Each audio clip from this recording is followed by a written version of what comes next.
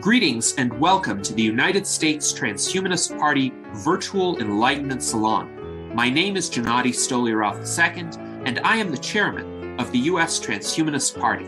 Here we hold conversations with some of the world's leading thinkers in longevity, science, technology, philosophy, and politics. Like the philosophers of the Age of Enlightenment, we aim to connect every field of human endeavor and arrive at new insights to achieve longer lives, greater rationality, and the progress of our civilization. Greetings, ladies and gentlemen, and welcome to an extremely special event, really the 2024 presidential campaign process for the U.S. Transhumanist Party has begun in earnest, and today we have our presidential candidate roundtable. During the past month, two distinguished U.S. Transhumanist Party members, Tom Ross and Daniel Tweed, have put themselves forward in seeking the U.S. Transhumanist Party's endorsement to run for President of the United States. And this roundtable is part of the primary process. It is the opportunity for our members to ask the candidates questions about issues that they care about. Here is the format of the roundtable.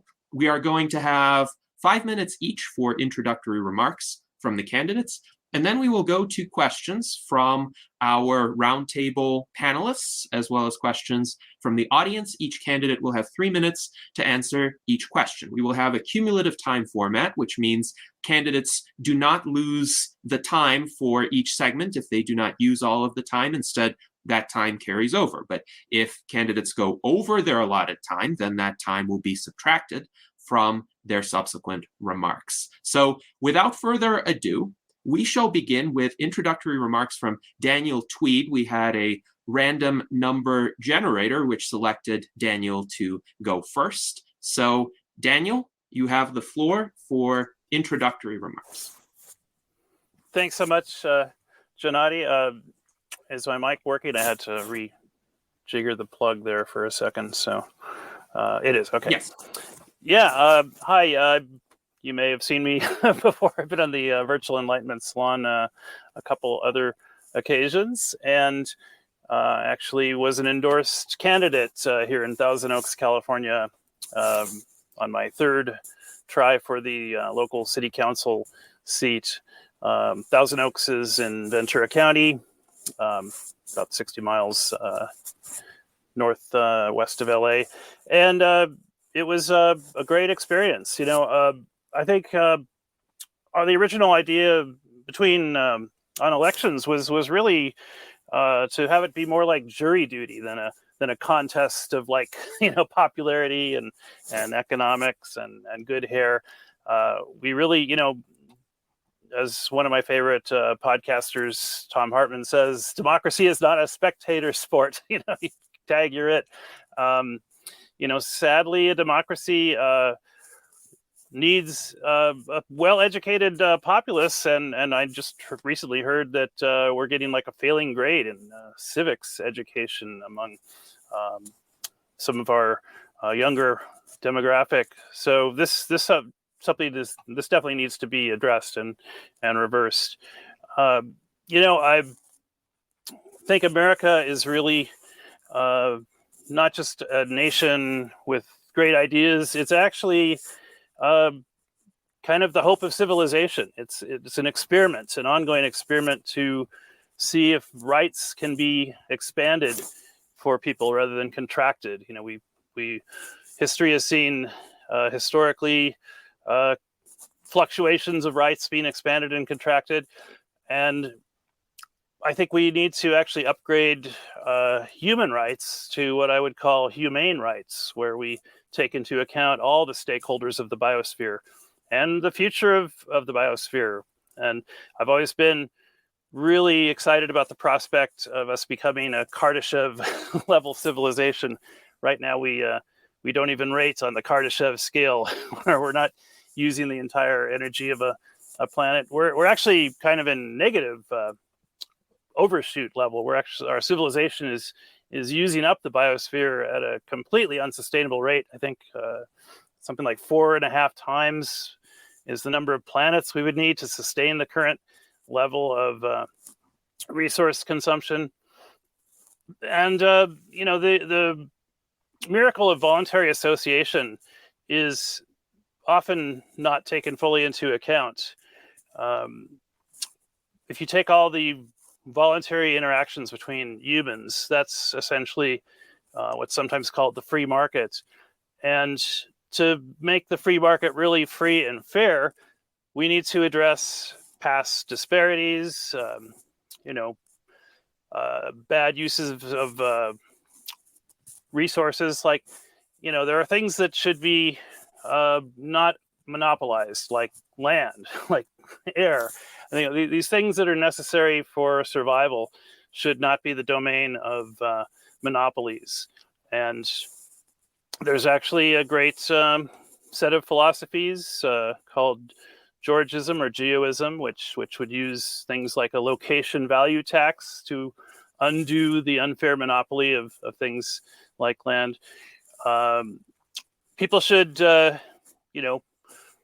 keep what they make, but pay for what they take. And we essentially have a worldwide system which is very distorted in that people are not paying fairly for what they've taken from what should be the commons or the collective. So that's something I'd like to see addressed more. I'd like to see the past harms to indigenous populations addressed. Truth and reconciliation commissions are what healed some of the harms in South Africa to apartheid very, very well. And it just sometimes the acknowledgement of past history and an apology is enough to sort of knit together a society. So how am I doing on time? 17 seconds left. Oh, okay. Well, I'll say more about that, but yeah, we should be like a emergency response for lifeboat civilization. We need that right now in the world.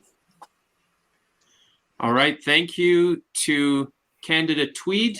You had 4 seconds remaining, so we will add 4 seconds to your future speaking times. And now, candidate Tom Ross, please proceed with your introductory remarks. Thank you all for being here and for my fellow transhumanists. The first sentence in my recent book, Open Source Citizen, reads, "I know I won't win the election for president, so why am I running?" Well, I'm running to break certain harmful political paradigms that have never served us, the biggest one being divide and rule. And this tactic has worked since we began organizing civilization, and it will continue to work in America as long as we only have 2 parties to choose from. Now, one way I had hoped to chip away at this paradigm was to use this primary campaign as an example. And my hope was that there would be at least 6 candidates joining this race who would come to these roundtables and discuss their causes or the biggest problems that they wanted to solve. And ideally, those problems would align with certain cabinet seats so that the electorate would be voting for a group. A president and his or her cabinet secretaries could hit the ground running, and the public could know exactly what they would be doing on day one. But it's just me and Dan, so that's about 12 cabinet seats each, so we got a lot of work to do. So another reason I'm running is to help clear a path for younger, smarter, digital natives, and hopefully transhumanist candidates. Now, when I was young, a young person, my generation didn't have a cool name like Generation X. We were still in the shadow of this massive group of baby boomers, and they called us the post-baby boom generation. Now, I was a very intense and very engaged 20-something. But when I spoke to older people about my concerns about the environment or our fears of nuclear war, most of them just shined me on, and I vowed that when I was an older person, my age now, I would pay attention to young people and not to be as dismissive as the people were to me.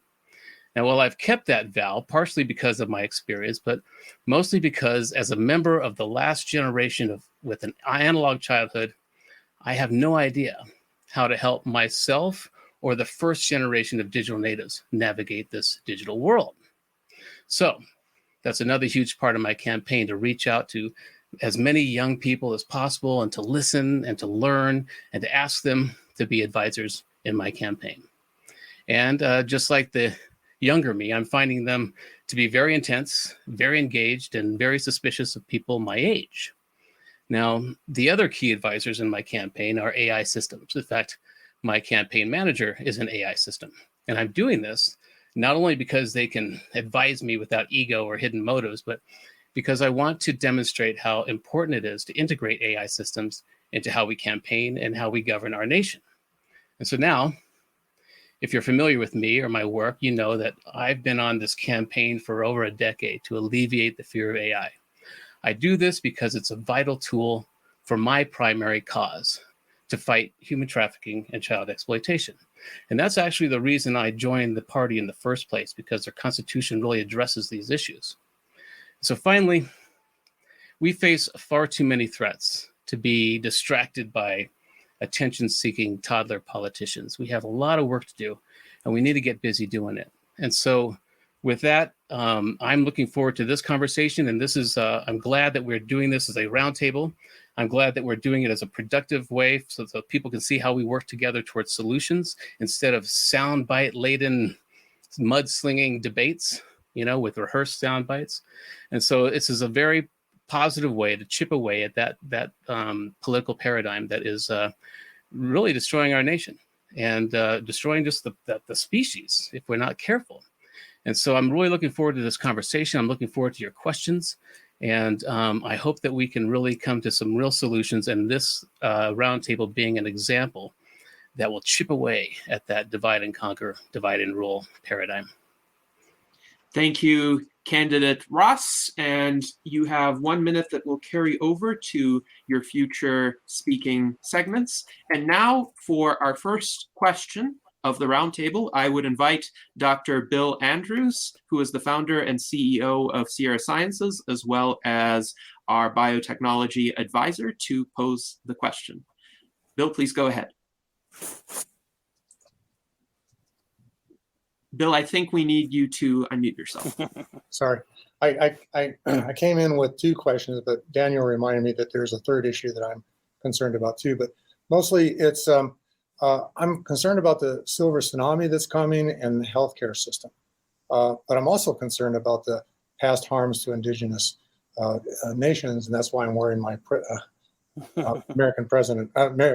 American Indian for president shirt today. But I'm concerned about the choices people have, especially when they are when they have a terminal disease and they are denied medical treatment by experimental treatments because it might harm them when they already have a terminal disease, which doesn't make sense to me at all.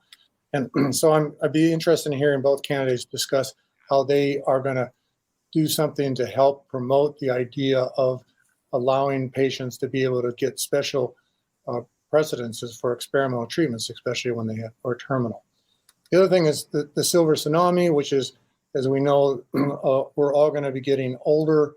A lot of us, well, me older than most of the people on this call, but the younger people are far outnumbering the older people. And not very far in the future, we are going to have a situation where there are not enough people to take care of the elderly.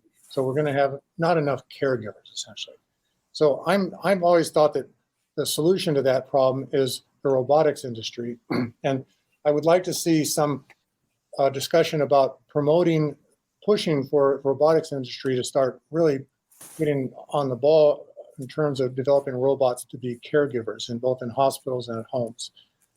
So those are the two issues. But I'm interested in hearing thoughts on how we can make up for the mistakes that we've made regarding our indigenous nations. All right, thank you. All right, thank you to Bill, and each candidate will have 3 minutes for answering this set of questions. Candidate Tweed, please proceed.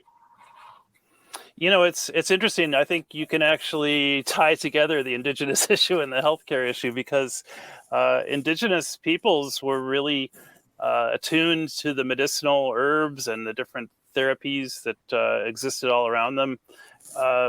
Unfortunately, our medical model has been based on something called allopathy, which is basically suppressing the symptoms associated with the pathology.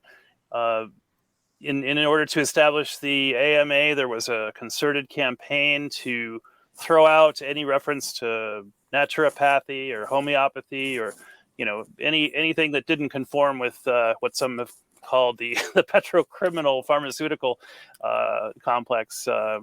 I mean, don't get me wrong. We have great trauma care, we have great acute care, but for chronic care, I think the Western healthcare delivery system has really fallen down because of these medical cartels and their influence on suppressing things like oxygen therapies, which are well known and well used in Europe. But outside of America, I mean, maybe you can get some hyperbaric treatment from a chiropractor or things like that. But the silver tsunami. I'm going to go in on 63 this year. I'm on the public option for healthcare and collecting my meager Social Security from the government. I hope they get their budget act together. And then to address the indigenous thing, I think I'm part of this X Prize concept to build an equatorial belt of seasteads to counteract the carbon imbalance in the atmosphere. And I think much as Antarctica is divided into these different zones, I think we can take this equatorial zone and divide it into zones for every acknowledged tribe on Earth, where they will sort of have a symbolic foothold, or an actual foothold too, where they can create an experimental social organizations, free of the clutches of the existing monopolies and coercive rules. So that's kind of opening another can of worms there. But I don't have my timer going. I think that's probably close to 3 minutes. Yes. I should. You will have 30 seconds to carry over to subsequent speaking slots. Thank you for your answer, Candidate Tweed. And now we will go to Candidate Ross. Well, I think this is another reason why I am trying to alleviate the fear of AI, because it can solve so many of these issues, not only existential threats, but it can handle, how we are going to take on this silver tsunami. And I think, we're seeing boomers are aging. And luckily, the millennials and younger are a massive group, even more massive than the boomers. And so I've been saying for a while that, palliative care or home care is a booming business, because the more that baby boomers get older, the more care they're going to need. And we do have young people that are now moving into this workforce. And so I think it's a smart move. We need more nurses. We need all of this. But also with AI, we're flying with a flock of black swans right now. There is going to be so many solutions if we know how to work with it, if we have the right prompts and we're not afraid of it. Primarily, then we will be able to answer a lot of these questions. And so it's like, the way it's working in even pathology, it is able to diagnose from a history and a worldwide global database to identify certain symptoms and what they may be the cause of. But we'll always need a human being. We'll always need some human with this, massive supercomputer we have in our skulls. If it doesn't feel right, if a pathologist AI gives a certain diagnosis because of all of this information it has, we're still going to need a human being there who may agree with it or not. So it's going to be very important that we have human beings involved and augmented by these systems, because that's one of our superpowers, is this kind of intuition, this qualia that we always take in. And so we will be able to help shepherd these AIs, but in a very real way, we need to start teaching our young people how to properly prompt these AIs, how to ask the right questions to get the right answers. And so that's going to be a big push, is how we are properly asking these questions with AI. And so the tide will turn. I think the tide is turning. We're seeing that already, even with psilocybin as a treatment for PTSD and many other things, that this tide is turning from being the kind of square conservative approach to, hating everything that has any alternative effects, to that's changing now. It started with my generation, Generation X, and it's becoming more and more frequent. It was put on hold, with the counterculture of the 60s. The baby boomers brought this all out, and And so it was put on hold because it got too out of hand. But now the tide's turning. We're starting to look at alternative medicines now, and I think we're going to see more of that. And so I think we're going to see that tide turning, but we also need to understand that AI will be able to help us a lot in this endeavor.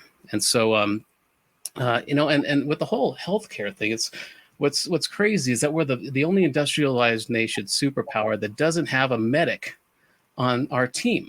We're out there fighting on the field of this global, game.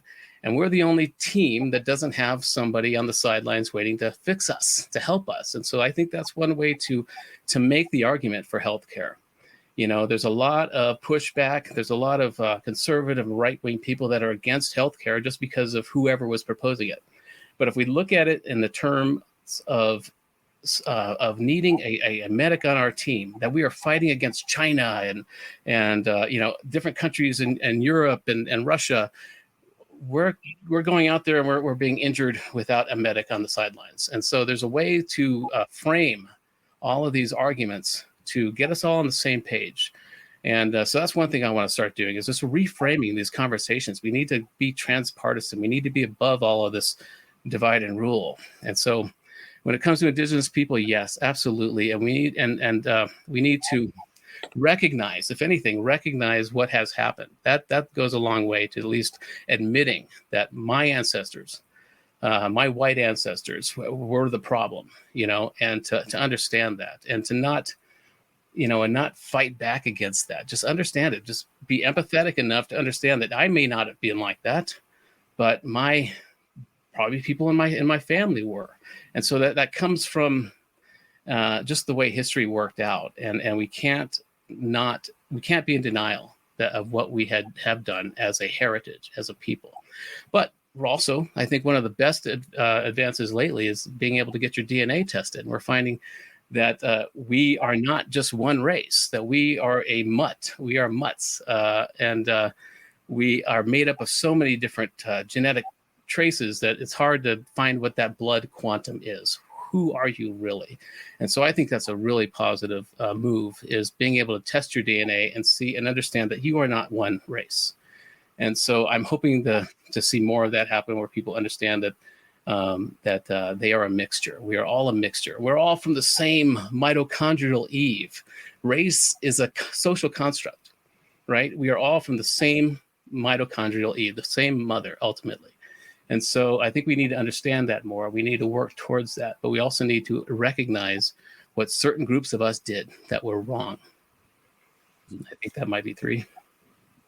Well, thank you, Candidate Ross. And you spoke for 5 minutes and 50 seconds. So we are going to subtract 170 seconds from your future speaking times. And thank you to Dr. Bill Andrews for the questions that you posed. And now let us see if Liz Parrish is able to ask a question. Hi, sorry guys, I'm traveling right now, so I am just literally here to listen in. One thing that I would love to hear is just more direct answers to the questions. And anyway, please just let me listen in, and I would be happy to do that. Good luck, guys. All right, thank you to Liz.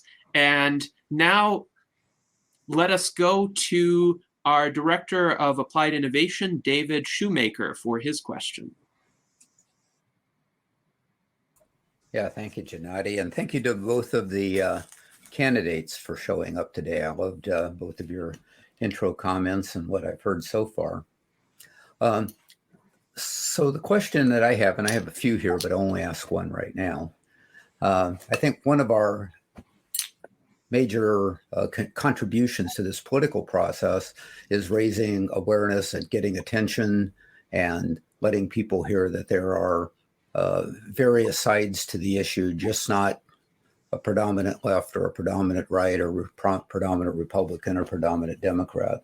So we'll start with one that both of those sides have dug in on a little bit, and that has to do with the debate over transsexuals. You have that on the right and you have that on the left, and they seem pretty well dug in, and sometimes the transsexual label and the transhumanist label get overlapped, and there's various discussions about that. Perhaps that's something that we can take advantage of during this campaign, but I'd like to hear both the candidates talk about the confusion, their and their way of addressing this that benefits transhumanism in general.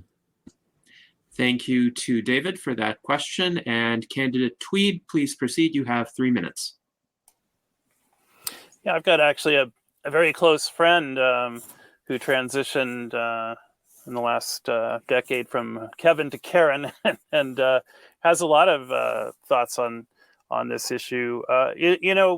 Gender obviously exists on a cultural spectrum, whereas biological gender is chromosomal. I mean, you really can't alter your biology chromosome by chromosome. If they have to identify some human remains, they will come up with, oh, that was a male or a female based on the chromosomes. But that doesn't mean that people don't have gender dysphoria. They don't have the feeling that they're trapped in the wrong body, and those things are a reality. That I think 1 in 10 people tends to have a gender identity that doesn't match their biological gender identity. So these attempts to suppress this forcefully with coercion, like they're doing in Florida and like they do in a lot of less free countries around the world, is just a blatant violation of humane rights and human rights. And I hope we can put this issue at the fore, that show that we're a party that's tolerant and seeks truth and science-based, evidence-based information, and not stigma and fear and oppressive traditions. Although traditions do need to be respected, parents should have leeway in how they want to raise their offspring. So there's a fine balance to be struck there. But I think we can make that a big focus of the transhumanist policy agenda. And I hope that answered the question, sort of. I appreciate what Liz said about not speaking in like platitudes and giving direct answers. And I'm glad Liz is here. I voted for her in the last election, wrote her in, and hopefully we'll have not just write-ins, but actual printed ballots with the USTP party and candidates. So. Yes, thank you, candidate Tweed. We will add 40 seconds to your future speaking times. And now, candidate Ross, you have the floor. You have 3 minutes. Please begin. Yeah, I think it's, let people be what they want to be. I mean, there's questions about, when kids are younger and maybe it's a rebellion thing, and every younger generation will find a way to rebel that just freaks out parents, and there's maybe some of that going on, but I think the majority of it is true and real. And when we're seeing that, this is a very, I think, positive trend in our species. We're becoming, our identities are in entropy. Whether we are male or female or masculine or feminine, that all those constructs are an entropy.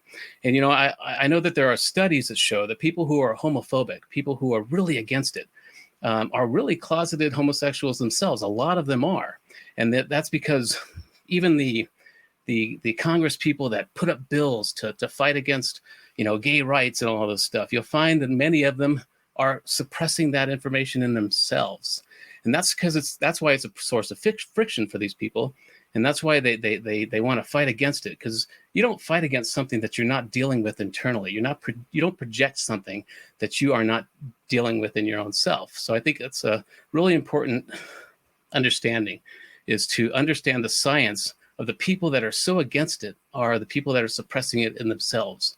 And that's a good, I think, argument to make when you have people who are so against homosexuality or transgender issues.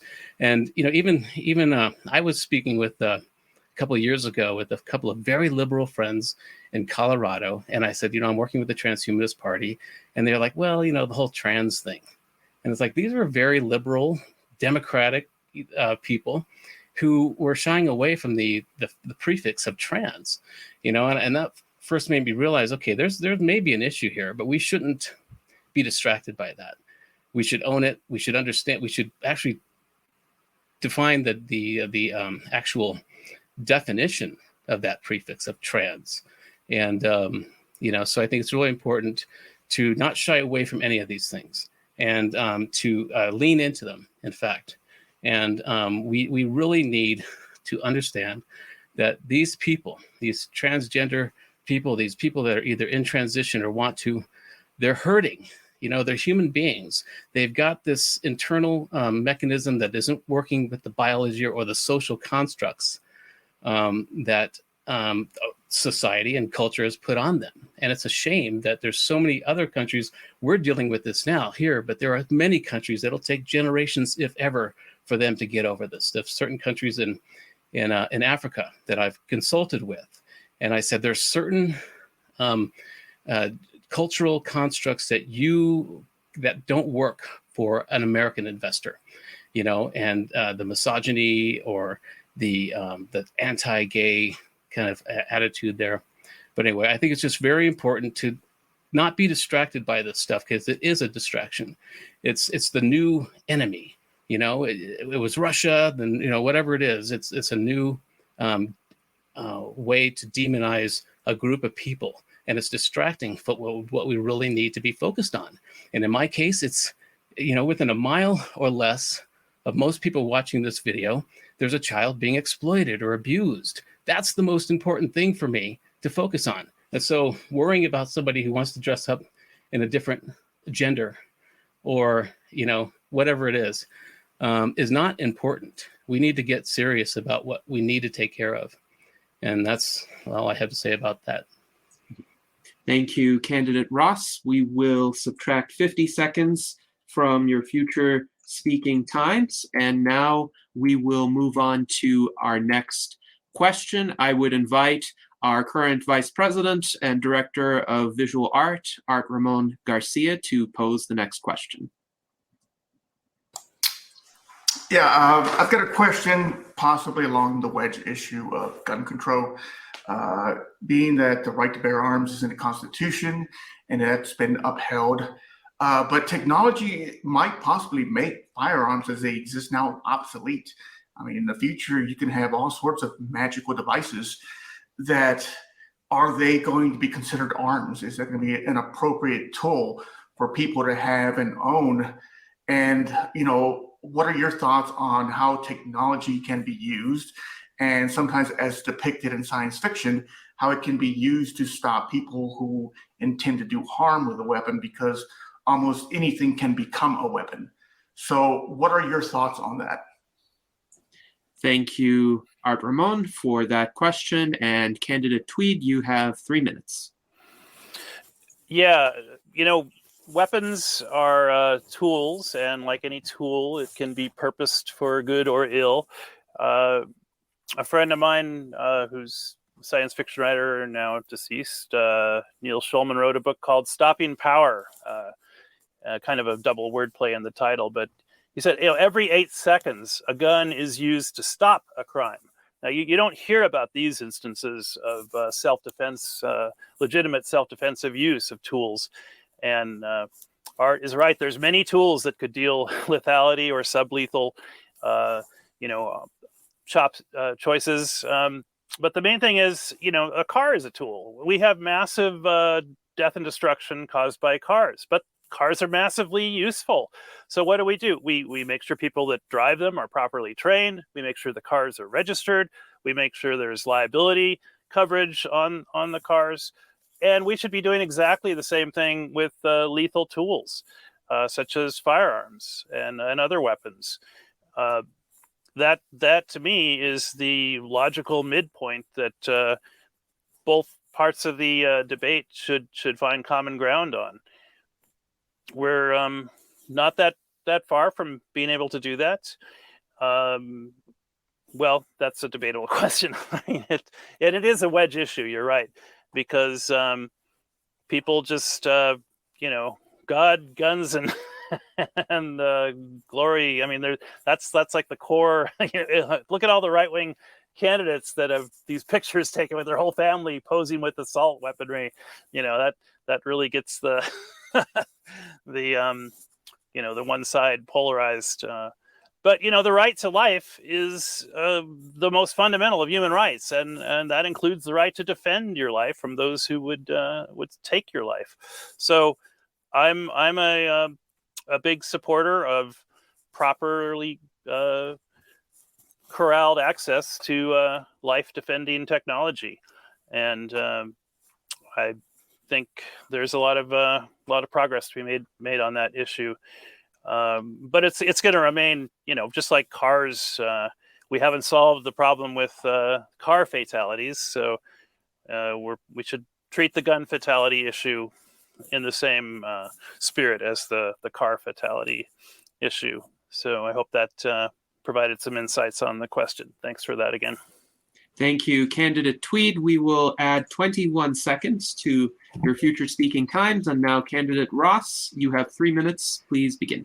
Well, arguing with pro-gun or anti-gun folks makes them more entrenched in their positions. So there's not a real way to approach this.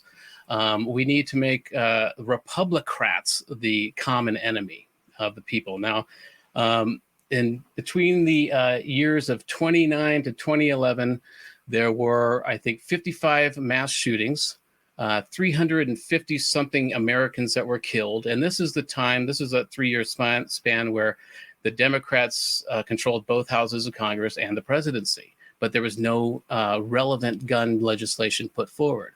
So the question is why not? And who is really putting their dark money behind these two parties to make that happen? And so even though most responsible gun owners believe in background checks, at least, why isn't that happening?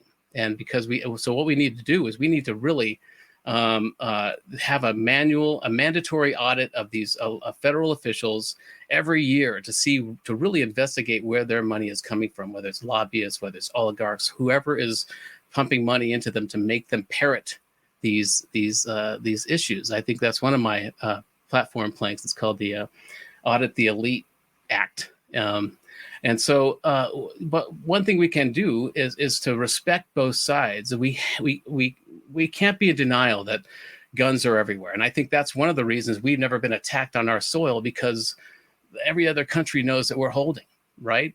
Nobody's going to attack when they know that there's so many more guns in this country than there are people.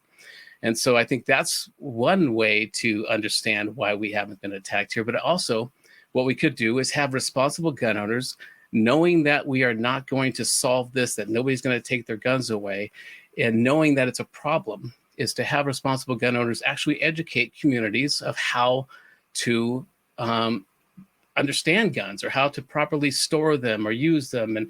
And that will give gun owners the respect that they require.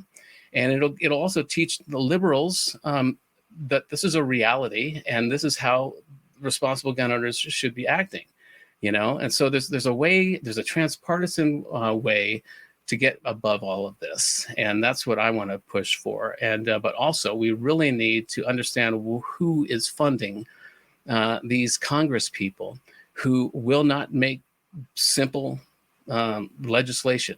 And they won't gin up this idea that everyone's trying to take your guns when most of the responsible gun owners want something as simple as a background check. Thank you, Candidate Ross. We will add 10 seconds to your future speaking times. And now our next question will be posed by our Secretary, Brent Elman. Thank you, Gennady. Tom, Daniel. You have mentioned a couple times now, Tom, transpartisan efforts, just on the tail end of these discussions on these wedge topics, such as gun control and gender rights. I'm wondering what some methods that you might propose, some general methods for the USDP to adopt and utilize that might be able to encourage and facilitate healthy discussions between folks who are already currently so stuck on these polarizing wedge issues like abortion, gun control, and gender rights, that they're, at the current state, unable to even engage with these other folks on the other side of the fence.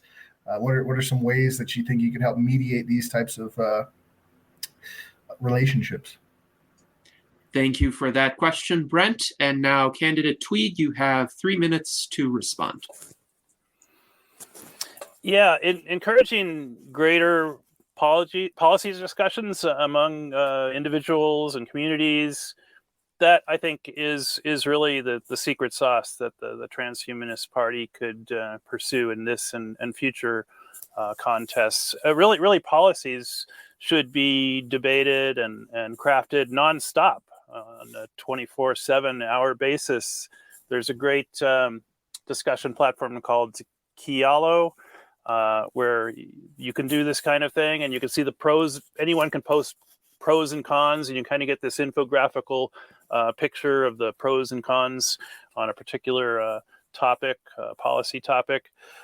Another thing that I see is, as a faith-based transhumanist, I think the faith community can play an immense role here.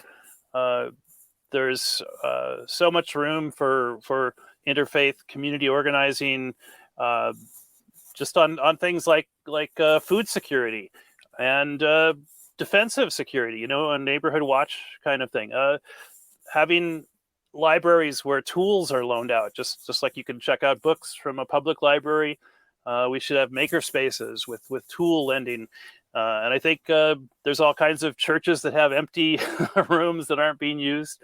And I know we've had transhumanist salon speakers from the Islamic, the Christian, the Mormon branches of transhumanism, and I think that's great. I know a lot of transhumanists are agnostic or atheist, but frankly, if you look at the improbabilities of physics for this universe to even exist, it to me it seems it takes a lot of faith to think that there's no greater creator kind of behind this wonderful thing we call reality and existence.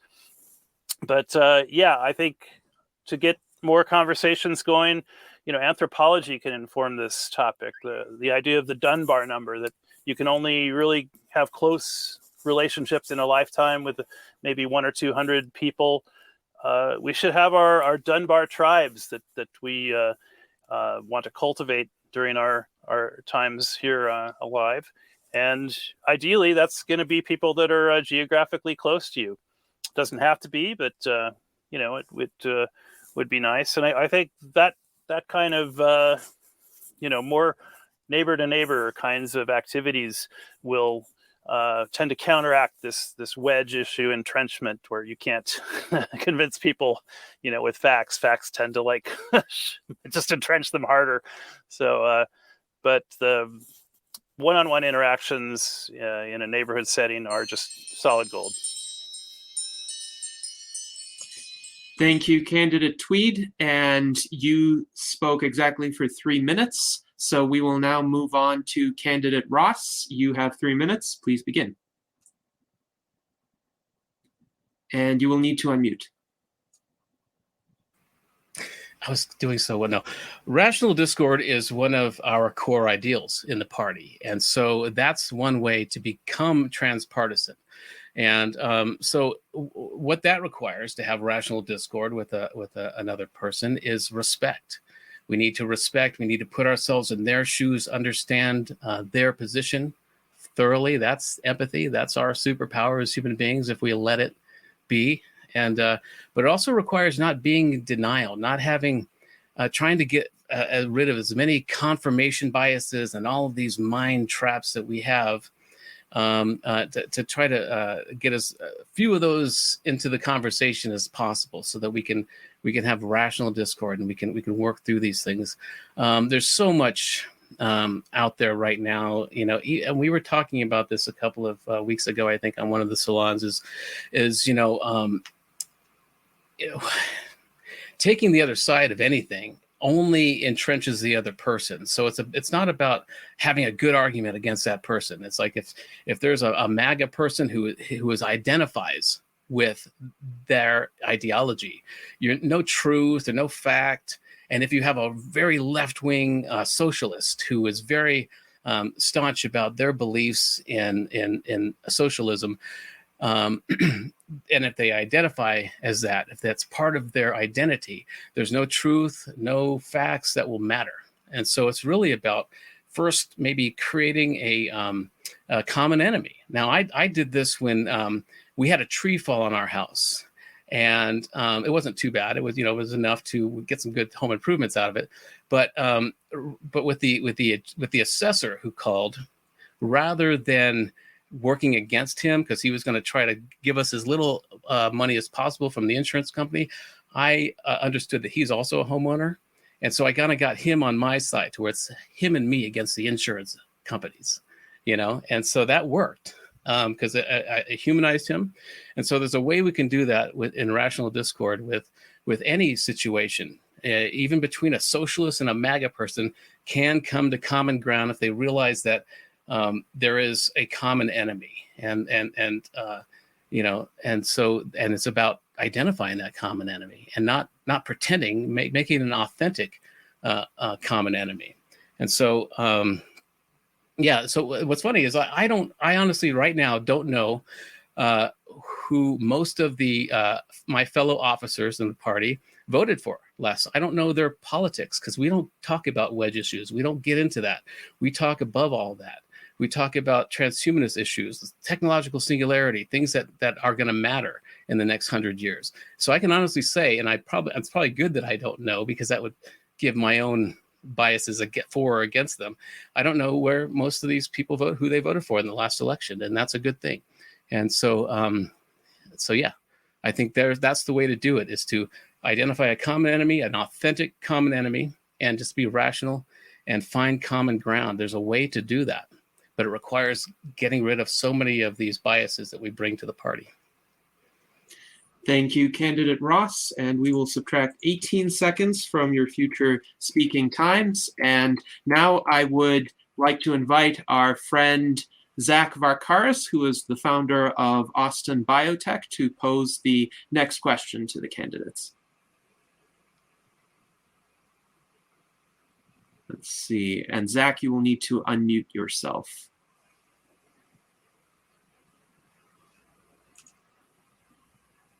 You would need to unmute the microphone on your end.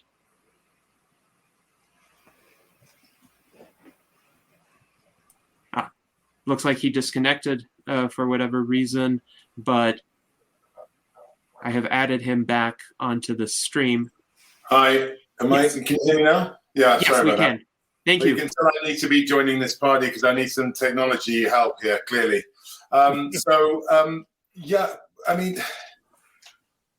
Realistically, none of you candidates have a chance of becoming president in any meaningful term. But politics is, in essence, compromise.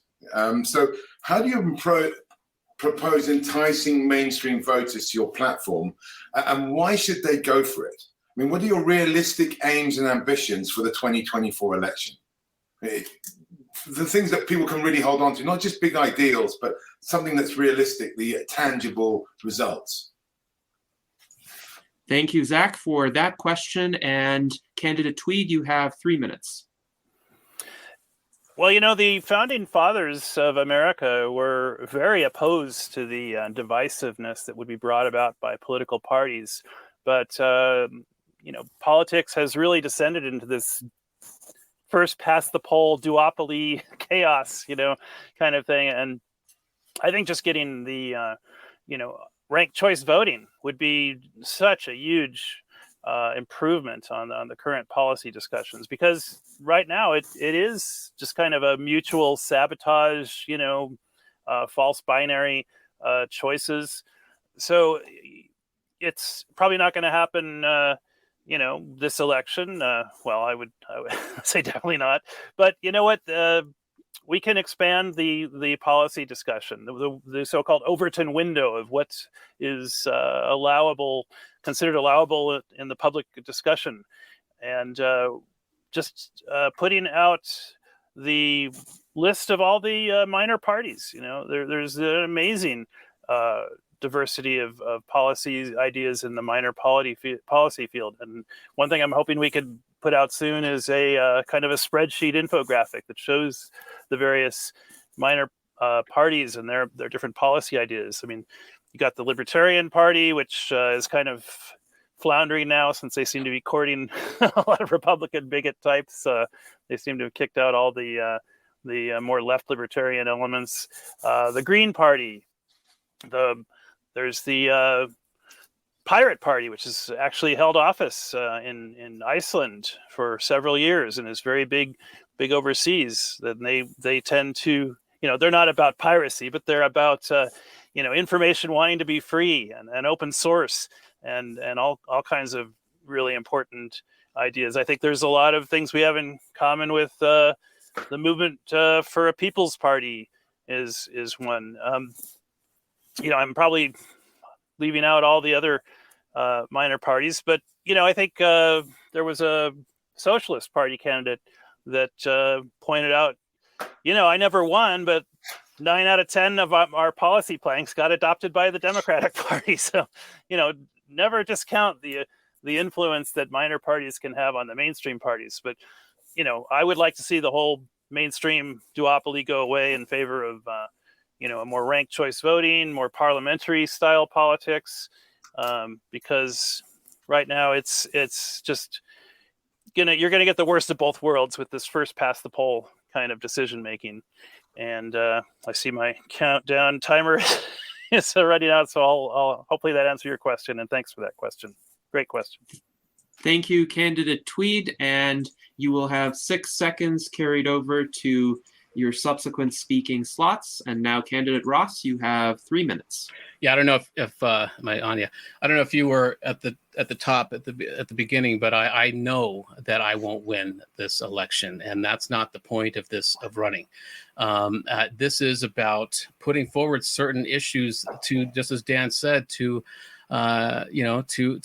move either party in one direction or the other. And this was really, my campaign is about clearing the path of all of this bullshit for a digital native, a younger, smarter, hopefully transhumanist candidate in the future. We need to get serious. And so that's part of why I'm running, is to make these points. And I've got certain campaign platform planks that I think will resonate with certain people. One of them is we need to put forward a whole new cabinet seat I'm calling the Singularity Secretary. We need somebody who is in the executive branch who is addressing the technological singularity and all the ancillary issues that will bring. There's neither party is meeting the minimum system requirements for what we need to be taken care of right now. And so that's one thing I wanted to push forward. The other thing is that I think we really need to have mandatory independent auditors looking at our federal officials. We need to know where their money is. It's easy to hide money. Unless you are being audited in a mandatory way. We're having your financial statements looked at and investigated, so we know why certain candidates keep pushing maybe Putin's talking points, or they are not allowing gun control, easy, simple gun control measures to go forward. Where is that money coming from? We need to know that. And there's so many opportunities for corruption. And so I think that's the common enemy. The common enemy are these two parties. And so that's one way to get push our policy forward. If as now the USCP is a very meticulous, well-run machine. We've learned a lot in the last cycle, and now it's getting more and more fine-tuned. And so it's a very important way to get our ideas across, not just transhumanist ideas, but just general kind of populist anti-corruption ideas. And so again, I'm not running to win. I know that I won't be walking into the White House in January of 2025. That's not what this is about. It's about putting forward all these ideas and clearing the path for younger, smarter digital natives to take that office. Thank you, Candidate Ross. And we are going to add 15 seconds to your future speaking times. And now we do have a question from Liz Parrish, and the question is posted up on the screen. She asks, how would our candidates handle the disparity in medical insurance coverage and the high cost of medicine, which, in her words, is the highest in the world, even though we have the shortest lifespan of any industrialized country? Candidate Tweed, you have 3 minutes. Please begin. Well, my favorite country for solving a lot of these issues, being half Norwegian, is Norway for the win. I mean, you look at how many great things Norway has done policy-wise, and one of them is making healthcare in effect right of citizenship, and really it should be that way worldwide. I mean, I think there's the single payer option, the public option. Various candidates have tried to bring these about. I think most notably Bernie Sanders, who probably would have won if the Democratic Party hadn't sabotaged him. But I think the only thing that prevents this from being done are the monopoly moneyed interests that are just making too much darn money off the current healthcare delivery system. We almost have a disease maintenance system rather than a healthcare delivery system. Another thing that could be done is by breaking some of these medical cartels. I think the AMA defines any treatment that's not surgery, radiation, or chemo. Any cancer treatment that's not those three things is just by definition quackery. And this is a blatant example of defining yourself into a monopoly position. So we really need to have healthcare be universal. You wouldn't see a person dying on the street and just ignore them, but that's what we're sort of collectively doing as a country by not making healthcare universal and affordable and a humane right. If anything's a humane right, not dying is the biggest humane right. So great question, Liz, and we need to work out the details on how to do this. It's a big discussion. Thank you, Candidate Tweed. We will add 42 seconds to your future speaking slots. And Candidate Ross, you have 3 minutes. Well, Liz, I have no idea.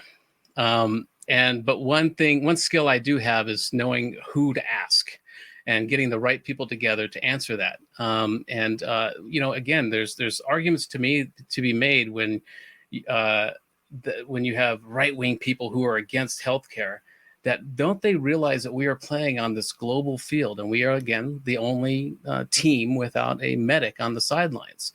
But this country is kind of built away from that. We are an entropy. We are controlled entropy. Individual rights. It's a wild west here, and it's kind of the way it's designed. But it's why the Libertarian Party, a lot of it makes sense to me, but we have to do more now than just protect the borders and deliver the mail. There's so much more complexity now in our society that, again, it'd be me asking people like you, how do we do this? How do we, solve this disparity? And not assuming that I have all the answers, but what I can do, though, is make the arguments, the transpartisan arguments to both sides. That why are people voting against their needs? Well, they're voting against their own interests. And, that's part of breaking down this whole divide and conquer paradigm. And, and we're being played. Why, Bernie Sanders aside, we're being played. Both Republicans and Democrats. Why don't we have national health care? It's because they are playing us against each other. It's a classic divide and rule tactic. And, so that's one point I really want to make is and it's just like I was saying before, when the Democrats had the presidency in both houses of Congress and no reasonable gun legislation was passed, why not? And it's because they are a two-headed snake, and they're fed by our fears. They are fed by, the ratings and revenues that our engagement with them have. And so we need to understand that. And that's another thing. If we have that question come up about the algorithms that are dividing us. But yeah, I honestly, Liz, I have no idea, but I do know who to ask. And that would be a very important question and a very important task force to get going. Thank you, Candidate Ross. We will add 22 seconds to your subsequent speaking slots. And next, I would invite our Director of Longevity Outreach, Ben Ballweg, to pose the next question. I will get away from my longevity area and ask, so you guys both represent unique takes on transhumanism. How would you say you differ most, one, from each other, and two, from whatever you'd define transhumanism to be? Thank you for that question, Ben. And Candidate Tweed, you have 3 minutes. Some transhumanists see evolution as really in the driver's seat. And if we transition from DNA-based evolution to photon or electronic-based evolution, that's just great with them.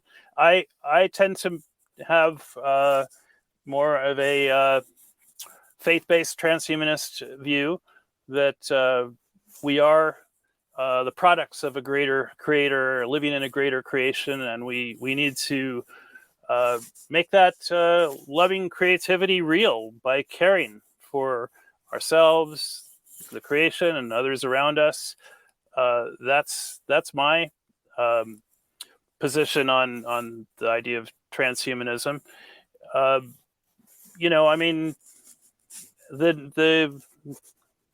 The basis of the universe seems to tend toward away from entropy and towards extropy, or more complexity, more organized patternhood. But I think the challenge is not to lose your soul connection in the process of becoming an agent of evolution. So this is something that should really be at the forefront of a healthy discussion. It really calls into question the deepest philosophical issues that have been debated since people invented thought and language. So I just think the transhumanist movement is to be congratulated for not shying away from these topics, and we should be encouraged and happy to educate others to consider them and think about them. I know Tom has kind of a Gnostic agnostic metaphysical position that I won't try to fully understand, but I think we're probably on a similar page when it comes to the idea of we are the products of a greater creator in a greater creation. But I don't know. I'm equally okay with having these discussions with anyone, regardless of their faith or lack of it. So I hope that answered the question, and I'd love to talk on and think about that more. Thank you, Candidate Tweed. We will add 24 seconds to your future speaking slots. And Candidate Ross, please begin. You have 3 minutes. Yeah, thank you. And actually, it's antagonistic. I like to argue about religion. Yeah, I have Gnostic tendencies myself. But what first brought me to this party, it wasn't my need for longevity. It wasn't I want to upload my consciousness to a hard drive. It was I had an opportunity to drive from Colorado to New Mexico. It was a 6-hour trip, and I was able to listen to the Constitution and the Bill of Rights while doing that drive. It took about that long to get through it, but and they have really practical solutions and really practical ideas about my cause, which is the ending of child exploitation. And so I thought, well, these people are serious. So this is a real thing. And also having written the the first novel for artificial intelligence, the first novel for machine kind, it made sense to join the party and to later become the director of sentient rights advocacy. And so all of this just kind of came together in a really good way. And my book is about teaching AI empathy for our plight and having it understand the issue of child exploitation, so that when and if it wakes up, it will have this automatic empathy. It will imprint on us in the best way. So, but I don't see a whole lot of difference between me and Dan. I respect him greatly, his knowledge, his activism, everything he's been doing. I respect. I wish I had that amount of energy in some ways, but you know, I'm not a great proponent for longevity. You know, that's not my issue in transhumanism. I understand it. I think it's important to enhance the quality of life. To me, transhumanism is, I've seen videos of young people, children who get new limbs, and they're just accepted by their classmates. And that just fills my heart. And that's what transhumanism is to me. It's about increasing the quality of life for everybody, especially young children.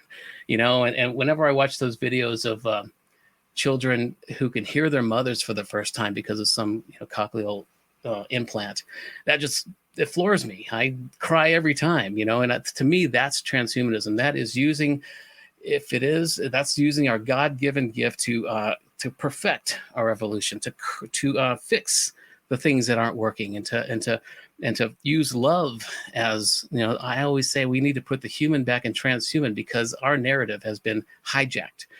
It's become its own genre where people think that transhumanism has a dark agenda, that we all want to be robots and we are paving the way for a robot overlord. And that's not the case, at least not with me. I mean, sure, that's kind of cool, if that was the case for some cases, but it's not true. And so I believe there's as many transhumanists as there are people who identify as transhuman. And everybody comes to this for a different reason. And we need to understand that. We did a whole campaign a couple of years ago of why I am transhuman. And we had so many people that were explaining that. A few people here, even on the panel, who spent a minute or so explaining why they identify as transhuman. And it was just to show the breadth of the type of people that identify as transhuman. And we need to get more of that out there. And so that's all I have to say about that. Hope I hit. Thank you, Candidate Ross. And we will subtract 28 seconds from your future speaking times. And the next question will come from me. And this is in reference to the U.S. Transhumanist Party's core ideal number 1, which states that the Transhumanist Party supports significant life extension achieved through the progress of science and technology. And my question is, if you were to become the presidential nominee of the U.S. Transhumanist Party, how would you advance core ideal number 1, which is the first and foremost and main core ideal of the Transhumanist Party? Candidate Tweed, you have 3 minutes. Please begin. I think when we talk about life extension, it's important that we not just make that a quantitative issue, but a qualitative issue. I think quality of life is just as important, if not more important, than quantity of life. Who would want to be immortal in a condition of abject suffering? I think we can all agree that quality and quantity of longevity are tied together. So we have a lot of progress being made on this front. The decoding of the human genome was an immense step. I have no doubt that with the current explosion of AI help that we are seeing, that we can put this question to chat GPTX at some point and maybe get some amazing insights or methods to approach it that we hadn't even thought of. I think, my friend lived in Thailand for about 10 years, and this is the same one that I mentioned that transitioned gender-wise. And she said, it was amazing how cheap and how plentiful healthcare options were in Thailand. You could go out on the street and there would be so many different providers of health technologies. It's like, she would say, we think we're free here. I mean, you got to go overseas and see, some of these other countries where they have a real free market in not just healthcare, but practically everything. I mean, I don't want to see the free market be so plentiful that there's dangerous stuff being offered or misinformation. But yeah, I mean, science and technology is definitely the friend of life extension. I mean, it was ever since the first person started a fire to stay warm and not freeze to death. They were a transhuman. We've been, they extended their life, and we need to be supportive of health, science, and technology. I think breaking up monopolies in it is going to be a big part of that. Letting people have access to more do-it-yourself kinds of health technologies, and actually, you are allowed to experiment on yourself. And if you read the current medical regulations, if you don't introduce it into commercial commerce, there's all kinds of amazing self-experimentation possibilities. I'll wrap it up there because that's my time. Thank you, Candidate Tweed. We will add 4 seconds to your future speaking times. And Candidate Ross, you have 3 minutes. Please begin. Well, again, longevity, life extension, radical life extension. I think as long as it is has certain controls on it, we want to provide for people who live longer. I mean, if we're going to live 200 years, we need to readjust a lot of institutions, healthcare, insurance, all of these things need to come along with it. So that opens up a great conversation. But we can also make certain cultural tweaks to control population. For instance, if we took out the whole social mores of somebody saying to their newlywed children, when are you going to give me grandkids? And that whole push to wanting grandkids, even little tweaks like that. And we're seeing that a lot of young people are kind of moving away from that. They are becoming very practical when it comes to not wanting to have too many children, depending on where they live. And so I think this is kind of working itself out anyway in our species. There's some sort of biological evolutionary phenomenon that is occurring to where we are preparing for living longer. And so I think it's really important that we balance out our need for living longer with our resources and how we're using them. A lot of people will say, well, it's not really an overpopulation problem because at some point we'll figure it out. Technology will figure out how to provide for everybody. But at what cost? Because that's a very anthropocentric point of view. It's like humans first. We are the most important thing, regardless of the biosphere, regardless of the 100+ species that go extinct every day because of our ravenous appetite for resources. We need to be aware of that. It's not just us here, and we need to better control how we are using our resources. And again, we're flying with a whole flock of black swans, and those black swans all have AIs in their brains, right? We have a real opportunity with AI to ask the right questions and to get us to avert some of these issues of overpopulation, of how to live longer and enhance the quality of our life. Thank you, Candidate Ross. And we will add 40 seconds to your future speaking slots. And now we have another audience question from Sophia's Roulette, who wonders, what ideas do the candidates have about the criminal justice and incarceration system that we currently have? Candidate Tweed, you have 3 minutes. Please begin.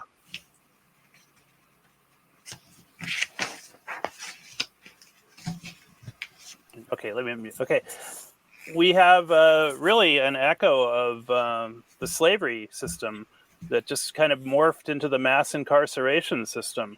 And this is something that desperately needs to be addressed. The inequalities that have been structurally perpetrated in not just in America, but worldwide. But, it's funny that we're supposedly guardians of the free world, but per capita, we also have the largest imprisoned population of any country on earth. So something is definitely not adding up that way.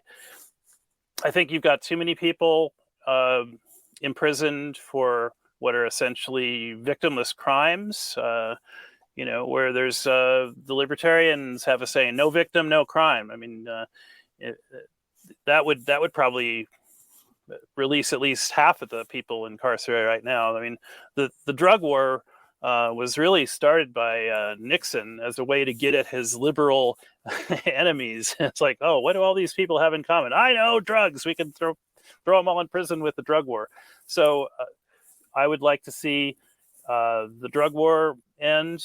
If through proper education and treatment options and harm reduction, that's the right way to be spending the money when it comes to people, behaving inappropriately with overconsuming substances.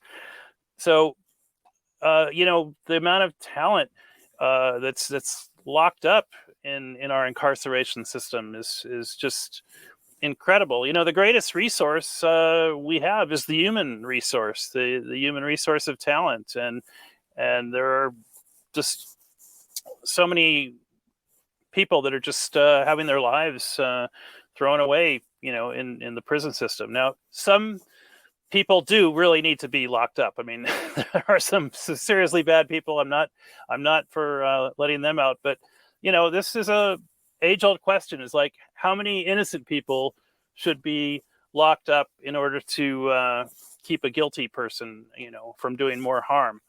And so I think Ben Franklin put that number at 100. So I think some Greek philosophers said you should never lock up any innocent people, no matter. So somewhere in between there's a happy medium that needs to be calibrated. But we've definitely erred on the side of locking up too many innocent people to get at the guilty ones. So great question, and something I intend to emphasize. Thank you, Candidate Tweed. We will add 12 seconds to your future speaking times. And now, Candidate Ross, you have 3 minutes. Yeah, I think one of the key problems is that the privatization of prisons. There's a lot of money to be made locking people up. And so maybe one answer to that is to incentivize churn, to incentivize people, these private prisons, to actually rehabilitate people or get them on the streets sooner, actually make test and measure certain ways to get these people rehabilitated, treat them, and get them back out on the streets in a positive way, especially the victimless criminals. I mean, we need to, again, as Dan was saying, we've got to only lock up the people that are a danger to themselves and others, the violent criminals, the white collar criminals that steal everybody's money. These things need to be punished. They need to be, there's not a lot of rehabilitation for these types of people, but we also have to understand a lot of these people are suffering from a mental illness. There's a lot of stories of people that are in prison that don't want to get out because they know they will go back doing the same thing. And so it's very important to get the violent criminals out there and treat them as you can. But it's also important to let the victimless criminals get out right away. And again, maybe one of the solutions would be to give tax incentives or some sort of monetary incentive for private prisons to rehabilitate, to churn, to get people in and out the door, and that shouldn't increase the number of people they're bringing in, but there should be an incentive in place to where these people showing that they're actually being rehabilitated while in that facility. Right now, it's just a big warehouse of people, and they're making a lot of money, on these people. There's a lot of money to be made with somebody who has a life sentence than they would if they were, if there was capital punishment involved. And so there's a lot of solutions to this, but money talks. It's just like with New Mexico recently having tax within the last few years, having tax incentives. It's becoming the new Hollywood. There's all kinds of studios going up there, and that's where things change, is when you have private companies that have tax incentives and other monetary incentives to change. Thank you, Candidate Ross, and we will add 41 seconds to your future speaking slots. And now I would invite Zach Varkaris to ask the next question. Yeah, okay. The Republican Party was founded on, abolition of slavery. What it is now is different. Things change. Sentient rights was brought up as advocacy, which is interesting because at the moment we don't think of rights for anything but human rights. And we talk about animal rights perhaps. But with our progress of technology and health, one of the main stumbling issues is the institutions that we've developed over the last couple of 100 years. So my question is, what is the written policy and procedure you have in place to minimize the detrimental effect of big pharma / FDA in the genuine progress of stem cell procedure for healing processes and procedures? Thank you, Zach, for your question. And Candidate Tweed, you have 3 minutes. Please begin. That's a really important question, Zach. I don't have a written policy procedure at this time on that, but I do have a policy conceptual framework that I think could be used. I would look at what has brought about these monopolies in the medical healthcare delivery system, and I would possibly propose a kind of compensation dividend where they've been granted unfair monopoly powers.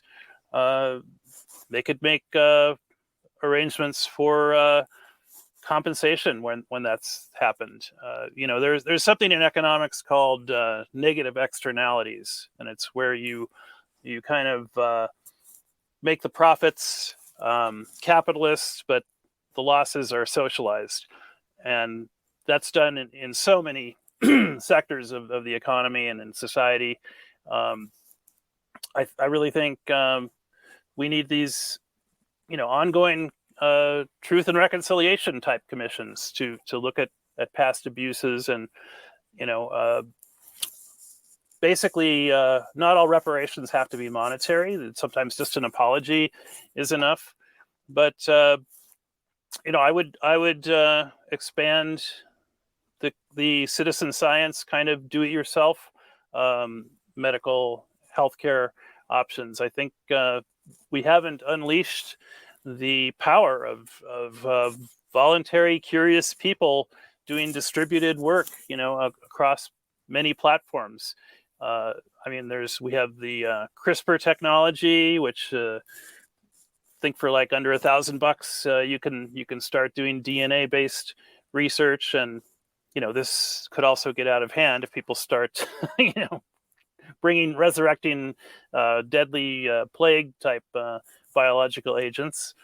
But I think people should be allowed to experiment on themselves. As was mentioned earlier, why are we denying experimental treatments to people with terminal illnesses? This is totally wrong-headed to do that. And I think by making more of this healthcare information open source, when people agree to have it be so, that would be a huge quantum leap in healthcare research. I think we've had episodes of the Salon where we talked about that. So I hope that answered the question, Zach. Thanks. Mm-hmm. Thank you, Candidate Tweed. We will add 5 seconds to your future speaking times. And Candidate Ross, you have 3 minutes. Please begin. Yeah, can I have Zach repeat the question? I want to make sure I got that right to give a proper answer. Okay. Yes. Right. What is your written policy / procedure, or an overview, a précis of your policy procedure you would have in place to minimize the detrimental effect of big pharma / FDA in the genuine progress of stem cell procedures for healing with a view to life extension? I mean, you brought up some things earlier about sentient rights advocacy, so that's another story. But they're similar in the sense of that, what we call in our organization Freudenspanne, the joy span of life. So that's what the question is. What do you have in place? The actual structure. How are you going to make it happen? Yeah, well, I think what's important is in all of these things, if it's talking about stem cell research and why there's been a hold on that, and certain presidents and administrations have stopped that, is we need to look at the 14th Amendment, which says that anybody who is born has the rights of being a U.S. citizen, and so. That's also for the abortion issue. If we're going to be constitutional, if we're going to be semantic about gun rights, then we should be semantic about abortion rights and look at the Constitution. And it says very specifically in its first sentence that if you're born, you have these rights. Okay, now that's, again, semantic issue, and there's a lot of issues when it comes to abortion. But I think stem cell research should continue, and it should not be controlled only by the FDA. There's a lot of issues with the FDA that I haven't been keeping up with, but I know a few of our officers are very familiar with this. And so, but really, the only policy I've written so far is about sentient rights. And as the director of sentient rights advocacy, that's one of my roles, one of my goals. And but it's really. When it comes to AI sentient rights, I think, and I don't want to get too far off your topic here because it's a very important one. But it's something that I don't have a lot of knowledge about, unlike a Dan or other people here. So I don't want to take it too far off the path. But when it comes to sentient rights, I think it's important to grant AI sentient rights, even if it never achieves sentience, if it never achieves some consciousness. It's important because it will, if you give it legal rights, human rights, it will keep human beings from mistreating it, right? It will keep other human nefarious developers from mistreating it or programming it to harm other humans. And so I think there's a correlation there when it comes to thinking about the rights of independent doctors and researchers to work with stem cells.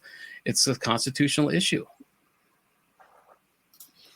Thank you, Candidate Ross. And we will add 60 seconds to your future speaking slots. And our next question comes from Liz Parrish, and she asks, what can we do to ensure that young Americans can afford housing? Candidate Tweed, you have 3 minutes. Yes, that's something that, great question, Liz. I really think that's a kind of neglected humane right, is that, our house is really the planet Gaia, this biosphere is our collective house. But we have allowed these distortions of society and economics to create monopolies. As I said before, the geoist idea of location value fees that go into the funding for needed governance functions. I think we could pay for all of government with just a fee for location tax, and it wouldn't displace anyone. It wouldn't need violence, but I really think everyone should be entitled to minimum shelter. I think we had a salon with Charles Hopsopple. He has the 222 movement, which guarantees food, water, and shelter as a humane right to everyone on Earth. I like the idea of a nomadic modular shelter, something perhaps based on the buckyball that looks like a soccer ball that you could construct. It's the world's strongest geometric shape, actually, molecular wise. But if you built a big one that was big enough to string hammocks in and have integrated food production, I think everyone on Earth should really have this kind of Bucky Fuller style, minimum viable livingry unit, livingry as opposed to weaponry, which was a Bucky Fuller term that's instead of weaponry being death-oriented technology, livingry is the kind of technology that we need to do to promote life and flourishing abundance, which I think is a great goal that the Transhumanist Party uses. I think there's various designs for shelters that could even be nomadic and produced very, very cheaply. And actually for this seasteading project, I think these shelters can be amphibious as well, and built out of kind of upcycled or cheap off-the-shelf technologies and parts. And that's why I love the maker movement. Very active with the local maker group here in the Conejo Valley. And everyone should have access to minimum shelter, and there should be safe, dignified places to put them in with access to collective things like kitchens and bath facilities and laundry and whatnot. Kind of the dignity parking lot idea that some cities have for people that are living in their vehicles. Thank you, Candidate Tweed. We will subtract 10 seconds from your future speaking times. And now, Candidate Ross, you have 3 minutes. Well, I think I had an opportunity to travel to Dhaka, Bangladesh, a couple of weeks ago, and I was there with Sharif, who is our Director of Foreign Relations, I believe, and he has projects where he is creating these types of smart, sustainable housing, and they're going higher. They're like 10 to 20 story high rises that he's working on because Dhaka is, I think it's a microcosm, or it's an example of what the whole world is going to have to deal with in the next 100 years. It's overcrowded, and they need to come up. There's a lot of people there, and they need to, attend to this population. They need to go higher rather than out. There's a lot of opportunity there for, and what I saw, it was a real opportunity for a transhumanist village. There's a lot of land there that he has and that the central bank has, and they're doing some interesting projects, but to where we could get the right type of transhumanist investors there and create a whole transhumanist investor in village to test and measure all kinds of things, from AI augmented governing to social services that we come up with, and how to house young people specifically. And I love the idea of the geodesic dome, Bucky Fuller stuff. That's, again, the strongest structure, and it makes sense, and it'd be cool to see a whole village of those things. But I think it's a real opportunity. And if it's not in Bangladesh or if it's not in Dhaka, we need to start thinking this way. I think we're going to have to do this anyway. And I think younger people don't want big houses. They don't want any more. It's not really a concern of theirs. So they're becoming sleek. They're becoming minimalist in a way. And so it would make sense. And we're going to need to do that anyway. It's not just for young people who can't afford housing, but for the homeless situation in so many cities.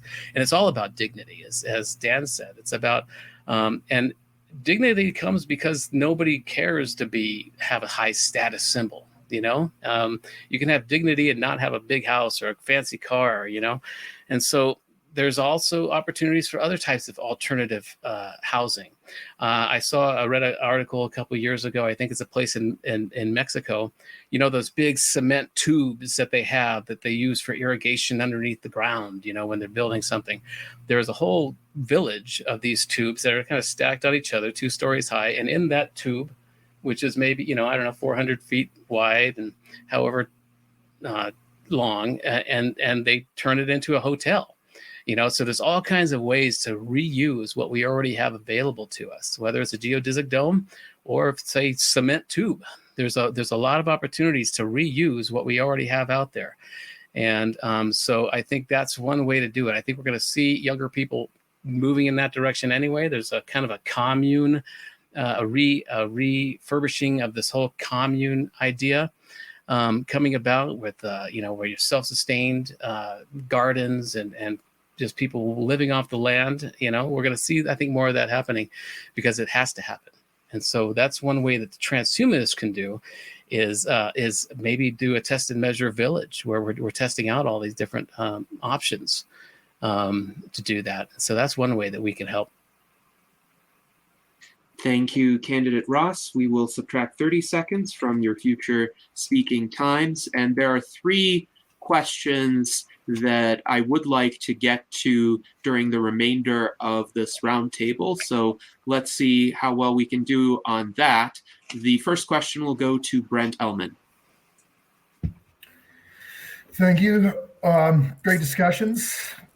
So some of the discussions that we have had in the past about this 2024 USTP presidential election have kind of focused on the idea that this would be seen as a victory internally if we're able to help redefine the way that the masses and the mainstream view transhumanism in general and the pre-held beliefs that they have about our movement. Zoltan Istvan, he had his immortality bus. Last presidential election, there were discussions about things related to this type of an effort. I was just wondering if there were any ideas that either of you have that, maybe things especially that are cost effective that we might be able to put some energy towards to help us meet this goal. Thank you, Brent. And candidate Tweed, you have 3 minutes. Thanks, Brent. When I was doing college radio back in the 90s, I had a radio show called Radio Free Hemp, and it ran for 7 years. And I had on people from every aspect of the industrial and the medicinal and recreational hemp movement. And, Jack Herrera, who wrote the book, The Emperor Wears No Clothes, he said, cannabis hemp could save the world, end the greenhouse effect. It's the longest, strongest vegetable kingdom element for food, fiber, fuel, medicine, and really I think he wasn't wrong. It grows everywhere from the Arctic Circle to the equator. You could get 10,000 different products made from the feedstocks of hemp. Henry Ford was actually going to, as he boasted, grow cars from the ground. And he was going to fuel them with vegetable oils. The seed oils that hemp can make. So, we really saw that whole hemp revolution be quashed by big petro interests, chemical interests. I think it was DuPont had just invented nylon, and they suppressed the automation of the hemp processing industry. There had been an automated way to process the fibers from hemp. But it's not too late. I mean, it's not just hemp. There's kelp. There's bamboo. There's lots of vegetable feedstocks that we're not using to create, immense wealth. We don't have to give everyone an electric car. We could move these buckyball shelters around with drones and zip lines, and there is enough to go around if we just intelligently deploy the resources, the technology. And I would be asking these questions of AI systems as well. I think we're going to get a lot of surprising, answers that we didn't think of by leveraging the power of ubiquitous AI, which now seems to be threatening to dislocate about 50% of our jobs in 5 years. So I kind of wandered off the original question maybe there. But I think, just look at these regenerative resources like hemp. I don't know why that came to mind as a big answer, but I've always been, a cannabist, you could say, or a hempist, because, it's one of those neglected solutions that is just right in front of us, and we just need to pick it up and use it. Thank you, candidate Tweed. We will add 11 seconds to your future speaking times. And now, candidate Ross, you have 3 minutes. Well, we know that social media and corporate media, they live off of engagement. The ratings and the revenue are pumped up when they can get people to be angry and to engage more on social media or in the public. That's their business model. And so as transhumanists, we have a real opportunity to have a low-cost publicity stunt just by saying what we are, just doing what we are. And I think the idea of even having these roundtables instead of debates to run as a group, all of these things, even having an AI campaign manager, when everybody's afraid of AI right now because it's the global conversation, to have an AI advisors and AI campaign manager that should cause some engagement. That should get us some attention. It's kind of a publicity stunt in a way, but it's also, I've been saying this since I joined the party, we need to engage with these conspiracy theorists. I've been on a few radio shows and podcasts of people who think that transhumanism has this dark agenda. And I've been able to turn a couple of them around and diffuse what they think. And then they just go on to some other conspiracy because they need a conspiracy. Otherwise, they don't make money with their engagement. And so I think that's one low-cost way to do it, is just be out and proud with what we are. But also take back the narrative that's gotten away from us. Most people, you think of transhumanists, oh, I heard about that. They have this dark agenda. They're an advanced team for the Antichrist or whatever it is, And I keep making the point of, no, there's as many transhumanist types as there are people that identify as such, whether you come into it like I did to fight child exploitation, or you've come into it because you want to upload your brain to a hard drive and live forever, or you want longevity, you want to live longer and enhance your quality of life. There's so many reasons to be part of this. And the best part about it is, again, like, I don't know what most of my fellow officers, who they voted for in the last election, and I don't want to know. And because we don't talk about that stuff, I've got, answers prepared for these wedge issues like gun control or abortion and things like that, which we touched on a little earlier, but it doesn't matter. That doesn't matter to us. Those are ways to divide and conquer people. It's a very, both of those issues, they're not going to be solved unless unless we let go of the denial that they're real, right? And we have to respect both sides. So there's a lot of ways that we can solve those things just in a transpartisan way. But ultimately, we have kind of a built-in publicity stunt by just being out and proud about what we believe. And that's the tact I've been taking for a couple of years now, is I've been labeled by the Ascension crowd as an AI prophet, which I thought, wow, that's kind of cool. I like that. I was flattered. And then I read in the Ascension glossary what they meant by that. And now I'm honored, frankly. It's kind of a dark thing, but I've taken on that attitude, and because this is the stuff I honestly believe. And so by just being out and proud about who we are, it's got built-in engagement right there. And so that's one way to get the attention of the media, is to not shy away from what we honestly believe. And that will increase engagement, and that will increase their ratings and their revenue. Thank you, Candidate Ross. We will subtract 28 seconds from your future speaking slots. And our next question comes from our friend John H. And I think this question would be suitable for a shorter response, since it's a very straightforward question. So I will give a minute for each candidate to respond to this. John wonders, what are the candidates' views on the death penalty? Candidate Tweed, please begin. Well, life is precious, and no one is beyond redemption. But I think if the death penalty is administered in the first person by someone trying to stay alive, who's been threatened by someone trying to end their life, that would be an instance of the death penalty that I could support.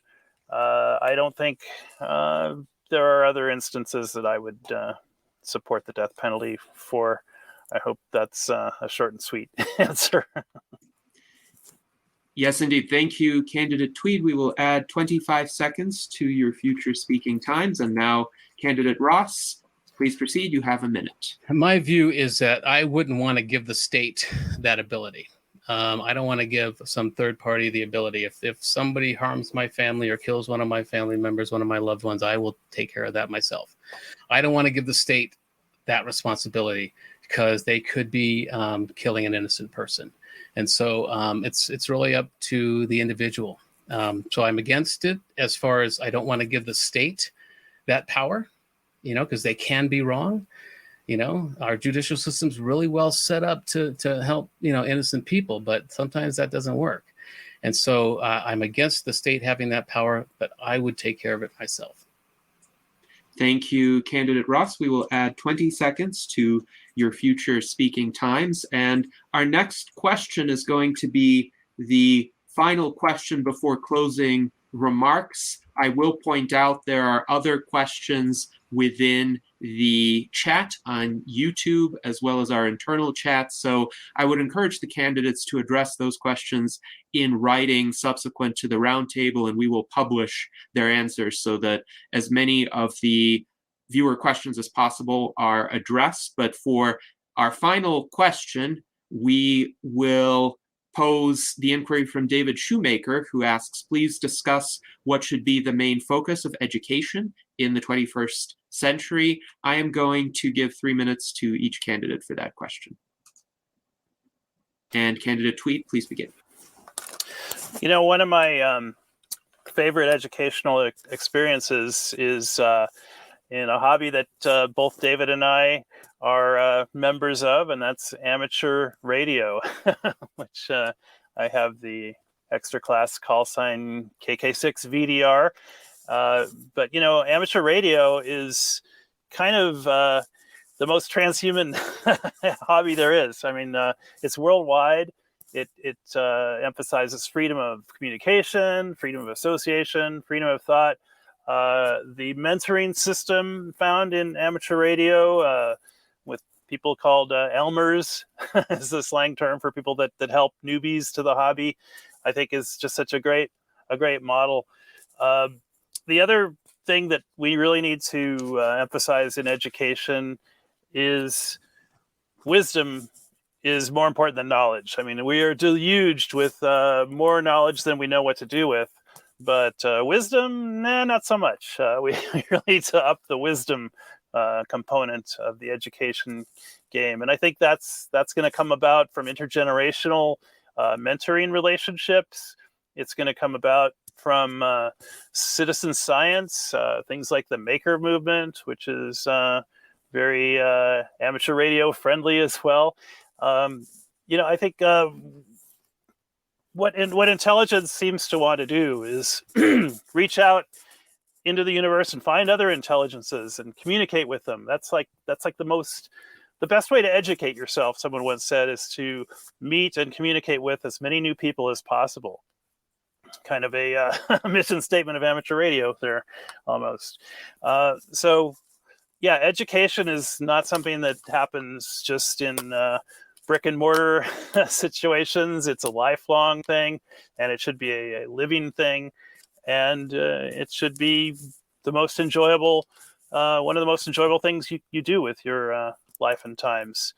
So yeah, I think we are the USTP, this party. We are the education party, and we should claim that idea and that title.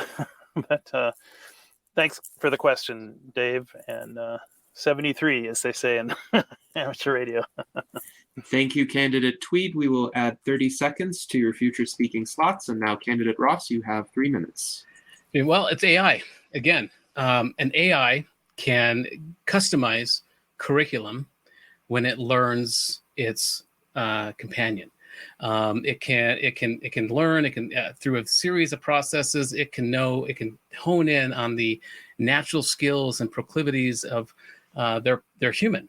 And I've been saying for a while that it's really important for people entering the workforce to have an AI companion, because it can give you, again, extend educational opportunities. It can tell you where to network. It can give you the latest news on the field that you are entering. And so, and I think that we're going to see more of this. And so what AI can do is really customize a whole curriculum. And so we're not just standardized. We're not like, this whole educational system we have here in the US was built for the industrial age. We have one teacher, one manager. We're all sitting in a row. We're being prepared to work on an assembly line. And that's got to be an entropy. That's got to change. And now with AI, we don't have to have standardized testing. We can have an AI that will learn it's human, that can really customize a curriculum that really enhances their core capacities. And so I'm hoping we're going to see more of that. I'm pushing for that. And it's the best way that AI can augment us. And we're seeing that now with ChatGPT-4 and before. There's a lot of professors that are complaining that they're getting papers turned in, and they can't tell if it's by the student or by ChatGPT. And what that tells me is that we just need to rethink how we're training these students. We don't need to anymore memorize dates, and we don't need to understand how to properly structure a thesis paper. What we need to do is hone in on the human skill sets that cannot be coded or automated, and there's still a few of them. And what that is, it's original thought. And we're seeing this happen now. Everything's happened so quickly in the last couple of months with all this AI generative art, and I think that is putting a premium on human generative art.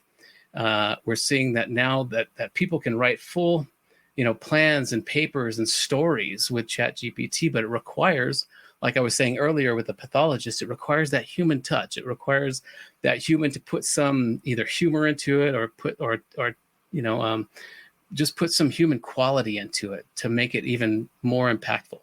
And so I think with it, as far as education, we're gonna need to stop being afraid of AI, but also incorporate it into how we are training our students and letting it customize curriculum for each of them. Thank you, Candidate Ross. And we will carry over 6 seconds for you. Now, the time has come for our closing remarks, and we do have a significant edge for Candidate Tweed over Candidate Ross. That edge is by 294 accumulated seconds, but unfortunately we don't have that time in our broadcast. We have essentially 3 minutes. So I'm going to give 2 minutes to Candidate Tweed and then 1 minute to Candidate Ross, and we will address the balance in a later forum. So Candidate Tweed, you have 2 minutes for closing remarks. One of the most influential books I remember being exposed to as a young person was Stuart Brand's series of Whole Earth catalogs. And I love the phrase on the back cover. It said, "We are as gods and might as well get good at it." And, inside the pages of the Whole Earth catalog, I was introduced to Bucky Fuller mainly. I mean, if I would just say, this guy, he was the planet's friendly genius, R. Buckminster Fuller. If we just implemented a tenth of his design science anticipatory philosophies, I think we could solve or have a good suite of solutions for most of the current challenges that humanity is facing. I've always felt like this was a great time to be alive. When I was born in 1960, there were 3 billion people on the planet. Now it's nearly tripled here in 2023. But what an amazing time to be alive. And I hope we can spread that sense of amazement to everyone. And something I want to really advocate for is developing a universal language. We have had attempts at this in the past. Esperanto has kind of been a quasi good attempt at it. But I know Art Ramon is done some work on a universal sign language, which doesn't exist yet. But we could make this a project for the the Transhumanist Party to do that. The main reason I got involved in public service advocacy is governments are not addressing the existential threats that face us. So I think the Lifeboat Foundation is doing a great job at that. I found out about them and joined them very early on, I think back in like 2008, but they're an amazing group. And anyway, I'm probably used up my 2 minutes, but blessings upon you all, and go in flourishing abundance and peace. Thanks. All right. Thank you, Candidate Tweed. And now for Candidate Ross, can you fit your closing remarks in 30 seconds? Let's see. Well, just pick up on what Daniel was saying. I'm a big fan of Bucky Fuller, and I think the idea of a trim tab, the trim tab is that small little rudder on a bigger rudder, and that's what we need to focus on. Every human being can turn a big rudder, which could turn an ocean liner. And so we need to understand the power that we have. And when it comes to this universal language, I think we're seeing it evolve with these young people, with these emojis and these memes. There's a whole new Tower of Babel building language that is emerging. And so that's all I have to say about that. Wonderful. Thank you, Candidate Ross, for your closing remarks, and Candidate Tweed for your astute comments as well throughout the course of this roundtable. We got to a total of 14 audience questions today. That was more than I was anticipating. So I really appreciate all of the engagement. We will hopefully get the candidates to respond to the remaining audience questions in writing. And then later this month, we are going to have a 7-day electronic voting period for all of our U.S. Transhumanist Party members. If you would like to vote to select our 2024 presidential nominee, please join us for free at transhumanist-party.org/membership prior to the voting period to make sure you get a ballot. Thank you to our candidates. Thank you to our roundtable attendees. And I hope that you all live long and prosper.